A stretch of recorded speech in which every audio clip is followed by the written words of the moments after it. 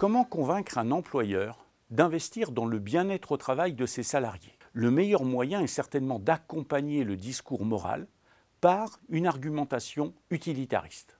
En d'autres termes, l'employeur sera d'autant plus attentif au projet que son retour sur investissement lui sera démontré. Une mesure valide et fiable du bien-être au travail est pour cela indispensable.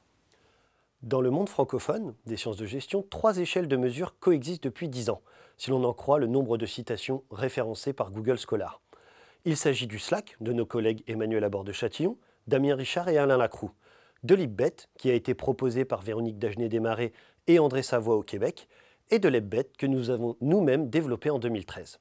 Force est de constater que la coexistence de ces outils, sans dialogue entre eux, pénalise la progression des connaissances en matière de bien-être au travail. L'objet de notre dernier article, publié dans la revue @GRH, est précisément de surmonter cet obstacle en proposant un nouvel instrument de mesure qui agrège statistiquement les atouts de ces 3 propositions, tout en écartant leurs dimensions moins essentielles. Plutôt que d'entrer dans une compétition stérile entre écoles de pensée, il nous a semblé beaucoup plus pertinent d'identifier les zones de recouvrement entre elles, mais aussi leurs limites respectives pour finalement parvenir à extraire le meilleur des 3. Statistiquement, les réponses données par 518 salariés travaillant dans le secteur public et privé montrent que le bien-être au travail comprend en fait 5 dimensions seulement.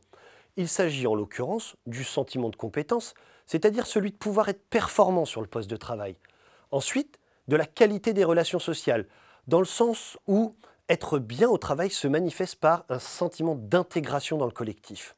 La 3e dimension, c'est la qualité de l'environnement physique de travail, qui constitue à la fois un confort matériel, mais aussi une marque symbolique de considération. La 4e dimension est le sens trouvé au travail, c'est-à-dire l'adhésion du salarié à la finalité de la mission qui lui est confiée.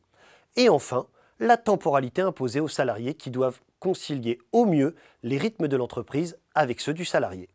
En résumé, les maîtres mots du bien-être au travail sont donc compétences, relations, ergonomie, signification et temporalité. Cette conception intégrative, que nous avons baptisée CREST, révèle de meilleures qualités métriques que les 3 échelles dont elle s'inspire, tout en proposant une mesure plus complète du phénomène. Au plan théorique, l'utilisation des 15 items qui la composent contribuera à l'avenir à éclairer la dynamique des processus qui induisent un bien-être au travail chez les salariés. Au plan managérial, l'intégration de CREST dans les observatoires sociaux des entreprises devrait contribuer à orienter et à prioriser les actions pour assurer un retour sur investissement.